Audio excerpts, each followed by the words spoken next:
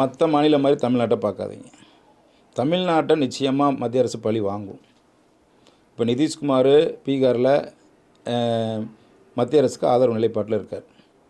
அவங்க மதுவிலக்கு இருந்தாலும் எத்தனாயிரம் கோடி வேணாலும் சிறப்பு நிதி ஒதுக்கிடுவாங்க. தமிழ்நாடு முழுக்க முழுக்க மத்திய அரசுக்கு எதிரான மனப்பான்மையில் இருக்குது.